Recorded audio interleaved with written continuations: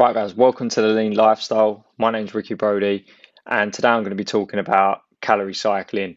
Now, for me, I feel like with the experience of not just myself, but hundreds of clients as well, this is probably the fastest way to kind of lose body fat while still building or maintaining muscle from a nutritional perspective. Like I say, the system is called calorie cycling. What this basically means is that you cycle your calories between your training and non-training days, or say, like, for example, you've got a social event, you could potentially reduce your calories on the days leading up to it. So why is this useful? It allows you to match your calories almost to your output, and then obviously it also allows you to match your calories to like a social event or something, if that's something you're trying to do. This is a great way to incorporate balance into your lifestyle as well.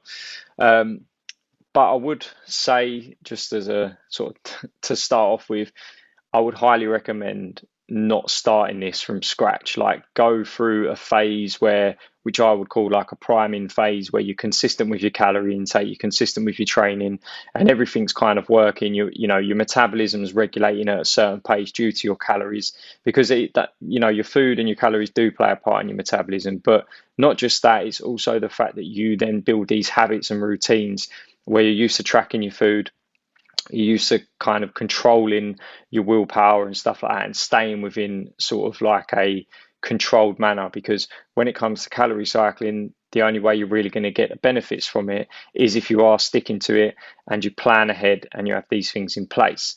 So the reason why it can be useful is because it does allow you to match your calories to your output while still maintaining a calorie deficit.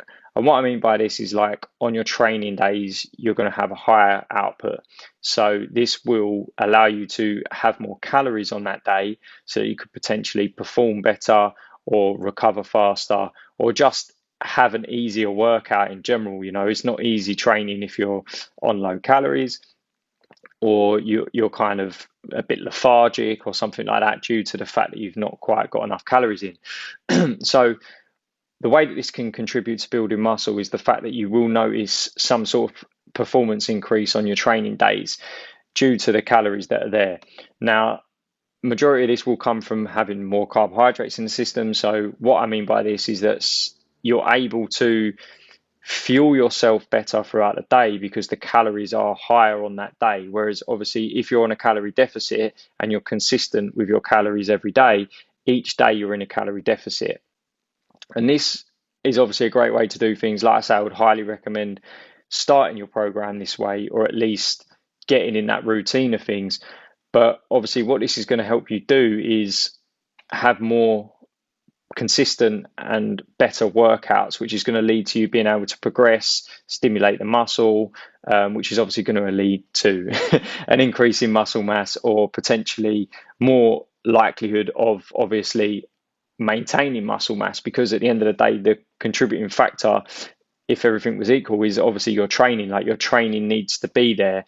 When it comes to muscle, you can't just eat your way to maintaining muscle. You can't just eat your way to more muscle. It's your training that creates the stimulus, that then the nutrition plays a role in rebuilding the muscle and obviously growing. And there are things that you can technically build muscle in a calorie deficit, but it's your performance that is the indicator to whether that's going to happen. So if your performance is dog shit and you're not actually training that well, you're not progressing your lifts, or you can't even consistently hit lifts, it's less likely that you're actually going to be able to maintain your muscle mass, or most importantly, progress in any way. So this is how the calorie cycling can benefit your building of the muscle. But when it comes to fat loss, like, the main thing is, of course, being in a calorie deficit. Now, what people tend to forget is that when it comes to calories, it doesn't necessarily work on like a 24-hour clock. Same as with regards to like progress with body weight, there's fluctuations, there's loads of other variables that come into play. So you should work over a weekly average. This is going to give you the best overview and the best insight to what's happening. So what I recommend with people when it comes to weighing in, weigh in daily, yeah, but don't necessarily chase each day. Like, if you have a drop, great. If your body weight goes back up, that's also okay as well. If it drops again, great. But you really want to be looking at your weekly average, because this is going to give you the best idea of whether you're progressing or not, because of fluctuations that can't necessarily be controlled or managed because we've got other variables in our life. It's really important to understand that that weekly average is what is going to judge your progress. Like, that is the most easiest and eye-opening way of tracking your progress.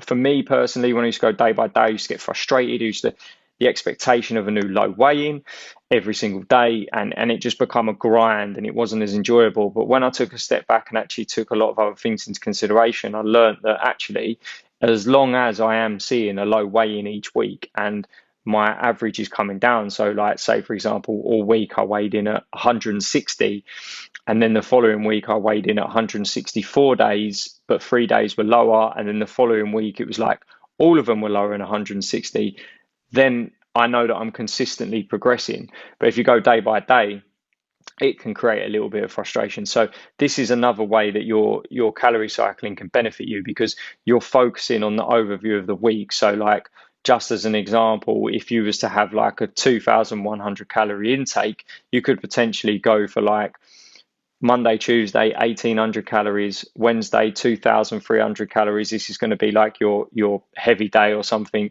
Thursday, Friday, 1,800 calories. Saturday, I'm going out, so I've got 3,000 calories. And then on Sunday, I've got 2,300 calories. The reason why you might potentially follow up with a Sunday 2,300 is just because you've gone out, you've eaten 3,000 calories. You could be quite hungry the following day, so rather than staying at 1,800, but obviously, like I say, you can distribute this however you want. You could have like 2,000 calories on 6 days of the week, and then take that 600 calories that you've left over, because your average is 2,100.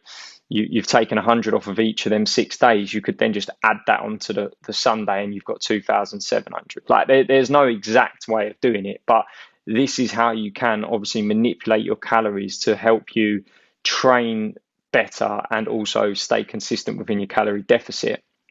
Now, one of the things that you will notice is that obviously on your lower calorie days, you might see that your body weight might come down, or sometimes it's the other way around, where the higher days lead to the drops. But that's usually because of the fact that you've stayed consistent within a calorie deficit. And like I say, there's a lot of kind of contributing things when it comes to weight loss itself with regards to different fluctuations. So don't think that it's like a huge issue if you're not consistently dropping weight, or you're not consistently, seeing these exact adjustments. But if you do follow the calorie cycling system in the same way each week, what you tend to see is quite frequent patterns within your weigh-ins and also your training performance. So what this gives you is a good idea of how you can then further manipulate things to benefit what's going on at the moment. So just as an example, say, on a Thursday is your higher calorie day, and then you train on a Friday and your performance is incredible, then you know that you want to keep that structure in place with regards to like, right, I'm going to have the day before I train, I'm going to make sure that that's my higher day, or vice versa. Some people train better having a low calorie day the day before. So what this just gives you is a good indication of like what suits you, rather than just streamline staying at the same calorie intake all the time. So when it comes to actually implementing this, what I recommend doing is using like carbohydrates as the nutrient that you manipulate. So say you're having, just as a 200 grams of carbs a day, and you decide to take out, and Wednesday is going to be your higher day, and you decide that Monday and Tuesday are where you're going to take calories from. Say you reduce your calories through carbohydrates on Monday and Tuesday, and you drop them down to 150 grams.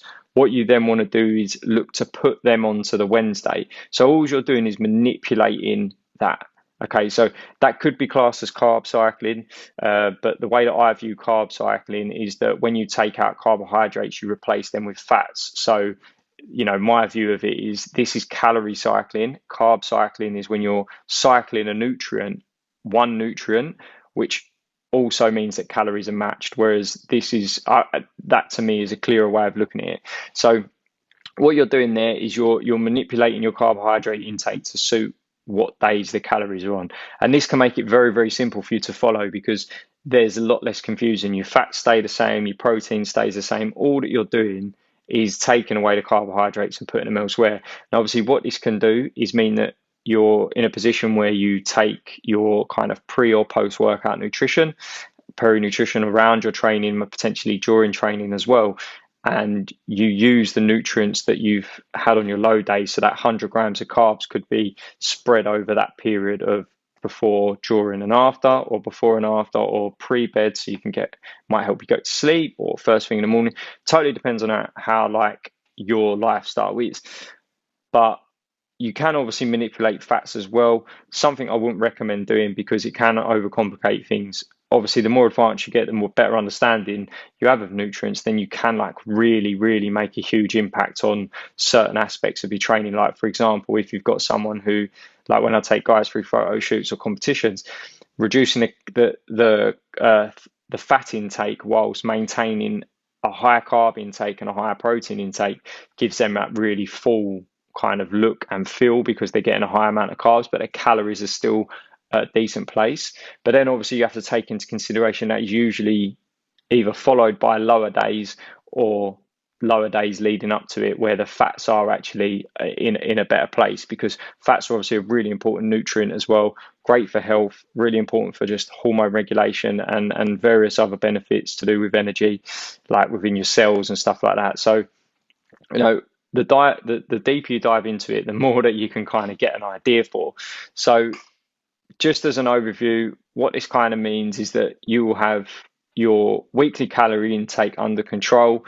You know how many calories you're having. So like I say, if you started off where you've been eating 2,100 calories for 4 weeks, and now we're going to go into calorie cycling, what we're going to do is we're going to then get them calories. We're going to then take away from our days to create lower days, and then we are just going to put them on to other days which could be around your training. So I would personally have it on a training day, or because I train first thing in the morning, it would more likely be the day before, because I know that then I've got the energy, the fullness, and I'm probably going to sleep better and stuff like that. So we're leading into my session. I know that I'm going to be in a better place. So I'll basically backload a lot of my carbohydrates so that I tend to have a really good pump and a really good workout.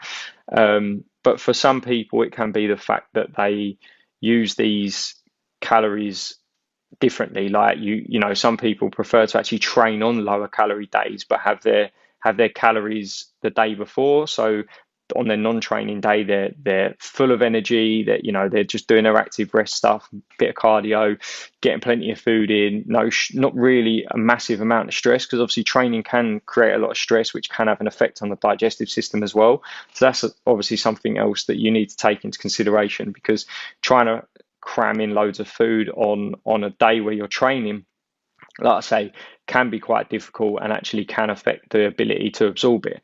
Not everyone's the same. That's my experience. For me, especially on a high stress day, I am better off just eating lower calorie, as a lot of people, but not everyone. So what this does is this gives you the ability to kind of manipulate these foods around that. So once you've then decided that you've got your calories, break it down into what days are going to be for what, and then try and get like a consistent routine with that, because like I say, what that's going to do is that's going to give you information that you can then manipulate to suit what you want to achieve.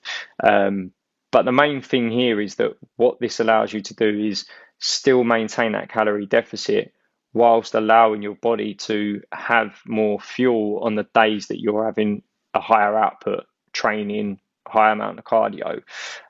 So you're still going to be in a calorie deficit. And if you're not losing weight over that weekly average, because like I say, this is more important now that you're doing the calorie cycling, to understand that the weekly average is the key factor. Because if you have a higher day and you do weigh in heavier, you know why it's happened, but psychologically it can take a bit of a hit. So understanding that your weekly average, because what you might find is that on your like high day, the following day is body weight's up. 2 days later, you reach a new low weigh-in. So if you compare that to, let's say you did that on a Tuesday, and then Wednesday you weighed in, it was up, and then Thursday was a new low. If you compare that to the Thursday before, you could be like half a pound down or something like that, which is obviously proof that you're progressing with regards to weight loss. And then obviously you have to take into consideration if you are also performing well within the gym and or even progressing your lifts, you know that you're giving your muscles enough stimulus because you are hitting the target muscle, you're training. I'm assuming your workouts are consistent. So each week you're potentially looking to progress certain lifts or at least maintain, whilst your body weight is coming down, means that you are going to maintain as much muscle mass as possible. So like I say, this is not necessarily like an advanced technique, but it can be classed as it due to its complications if you have not been, if it's a new system for you and you've never tried anything else, or you're coming straight out of a winging it lifestyle into a advanced, which I wouldn't recommend. I'm sure people know that anyway. But so with that take that into consideration, it is a great way for you to maximize your training sessions whilst maintaining a calorie deficit. And like I say, that is literally the best environment you can have for getting into shape, is maintaining or progressing your lifts in the gym whilst dropping body weight. If you're able to do that consistently for a long spell, you're going to see, your muscles are going to be popping, you're going to get as lean as you possibly can, but you're also going to feel good for it as well, because there's nothing worse than going into the gym after like consistent low days, and not achieving what you want to achieve. Like even if you're eating 1800 calories on your low days and then 2100 on your training days, obviously that's where your average is lower. You're going to have that bit more. Same again, even if you dropped it even lower than that and you had 1600 calories on your lower days, but you had 2000 on your training days, but your weekly average is like 1800, you're going to get more probably from that session than what you would if you was just eating 1800 calories every day. You almost start to look forward to it. It could be placebo, probably is, but there's also a good understanding of like when you do this and you understand the process, that you can take a lot from that with regards to going into your sessions knowing they're going to be consistent. So yeah, I hope that helps. If you've got any questions about calorie cycling or anything like that, just drop them in the comments, let me know. But yeah, it's a great tool, very useful when it comes to fat loss and building muscle, and something that I highly recommend, and something that I get clients to use all the time when they're closer to that point of really shredding down or been working with me for a good 4 to 8 weeks and then they want to step it up a level. That's usually the next thing I go to once I know that they're in a position where they've been consistent and sort of prime their body for the whole process. So yeah, hope that helps. Any questions or anything, just let me know. But yeah, take care.